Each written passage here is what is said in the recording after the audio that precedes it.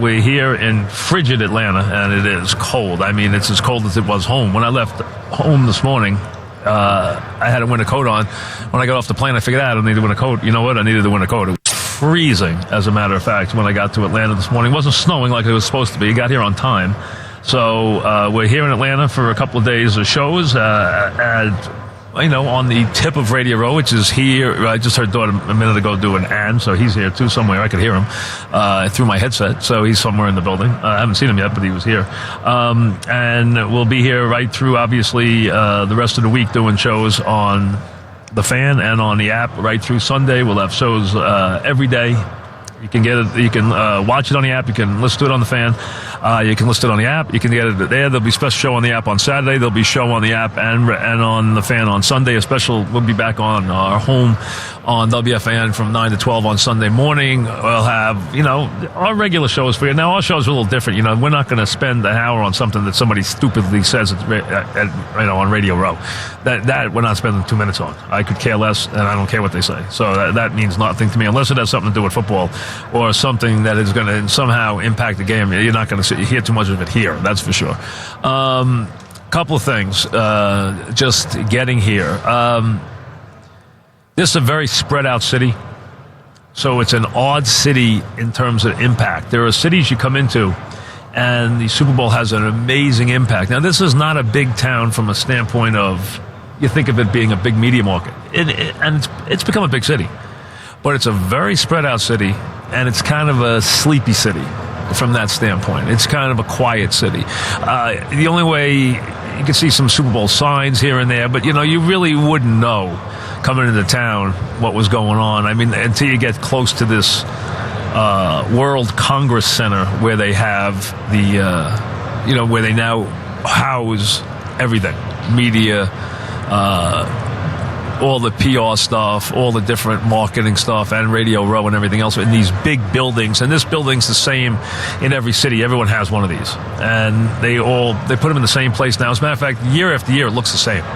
You could just kind of move it to the next city and say you're in the next city. You wouldn't even know it. I mean, it's like it's all built up the same way, because the same people do it. So it's built up the same way inside. It's the same people. It's the same, stations. It's the same thing you see year after year, and it has reached the point of saturation where it's just utterly enormous. I mean, it's so crazy that on my walk over here, I got asked to be interviewed about 12 times just walking over here, because that's how, people need people to interview. So I've been doing this long enough that they recognize me. So, these people stop me to ask me to do interviews. So, that's how crazy it is when you're walking into the place. Two things that were interesting today driving in. Number one, I rented a Cadillac. First time in a long time I've been in a Cadillac. I was impressed by the Cadillac. I have to admit, I haven't been in a Cadillac in a long time. I used to drive Cadillacs years and years ago. Long time ago, about 20 years ago. And I got a rental car, and I got off the plane. I got a rental car, and I got a Cadillac. And I tell you something, it was really a nice car. I was shocked. It really was. I was impressed by it. It had a lot of crazy gadgets in it, which took me a minute to kind of figure out. Like, it's got the push button and everything else. So but I liked it. I liked it. Then I parked that at the hotel. And I got a ride from the hotel over to the World Congress Center, which is a couple of minutes from my hotel, like about 10, 15 minutes. I took a Tesla over here. And it's the first time I've been in a Tesla. And I tell you, the Tesla is impressive. That is an impressive car. It really is. It's got, the screen on it is unbelievable. It's the first time I had test driven one near my house. There's a Tesla center for around the parking lot. I had never really ridden in one for any length of time. It's a pretty good car. It's got a lot of interesting bells and whistles to it. It really does. It's different. So that's the first time I had been inside and driven in a Tesla, and I have to admit, if I'm doing a Tesla commercial, it was pretty impressive. I was impressed by the vehicle. It's got a lot of gadgets to it, and it was the thing that grabs you is the screen. And what's on the screen is just unbelievable. I haven't seen a screen like this before in a car. It's mind-boggling how big it is. So it almost takes up if you have a normal screen in your car now, this is like 5 times the size of that. It's really enormous how big the screen is. So that's something a little unusual. We got a lot of stuff today. Albert Breer does the stuff with us on Sunday. He'll come by. The former Falcon head coach, Mike Smith, who's a good guy, he'll come by. Kim Jones will be on. I haven't seen Kim since she got sick, so I'm looking forward to talk to her. I haven't seen her or talked to her since she got sick, and she's back working, thank God. So she's going to stop by, and I'm looking for the columnist from the Atlanta Constitution, Mark Bradley. We just put a call into him because I think he hit it on the head.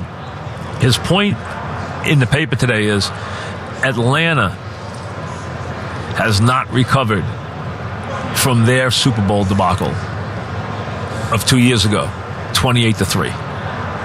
And to be honest with you, neither have I, and neither has Jack, my son Jack, who's a big Atlanta Falcon and Julio Jones fan. That game, and just watch it, listening to the columnists in the story, relive it. And I can think the people in this town clearly have not overcome that. They completely dominated the Patriots in that game, to the point where, remember, the Patriots got 17 yards on fourth down when they went for it, down 28-3. Otherwise, that game could have been, 42-10. Ooh, could have been easily 42-10 as the mic pops. Easily 42-10. Instead, they wind up winning that game in overtime. And there's so many things. And the Julio Jones play on the sideline where Belichick was so frustrated that he flipped his card in the air because he knew the game was over.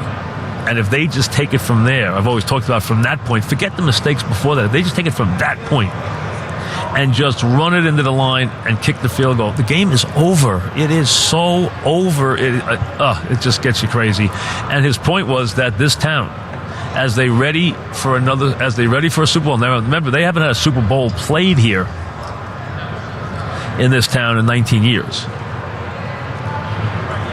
And that was a very interesting game. There's two things that I remember very much about that game, which I'll get to too. But that hangover for the Falcons are 18-16 since that game. And that day, they were by far the best team in football. And they were about to win a Super Bowl. And since then, they are 18-16 as a franchise. So this city and their fans and that team have not gotten over that game at all. And that's the theme that jumps out at me as I first come to this town. Two things about the game that was played here, which was Buffalo and the Dallas Cowboys. That's the game I've talked about many times that broke the ticket brokers because Pepsi took all the seats, and you had the guys knocking on doors, begging you that they'd pay anything for seats. It didn't matter. And I told you I saw a ticket broker the next morning who told me he was going to lose $1 million on the game. Number two, that was the Ray Lewis whole thing with his buddies coming into town, going to the whatever club, and the two murders and the whole thing, and how that hung over that town that whole week. And coming in today, I read a story that was in the USA Today about that incident and how those murders when the guys went on trial, they were acquitted, and how they never recovered the evidence of Ray's suit, and how the families have never gotten over that 19 years later. That the families involved, the guys who were part of those families that were murdered, have never gotten over that to this date. They had civil suits, and they had all this different stuff and all these different things that happened in different times during the years, but they never got over that incident, ever. And to this date, they still, now you can interview them this week, they want to talk about it. 19 years later, they want to talk about it. And that was an ugly black eye week for the NFL. Ugly. And that was in this town 19 years ago, the last time they had a Super Bowl here. So those are the things as I come into Atlanta.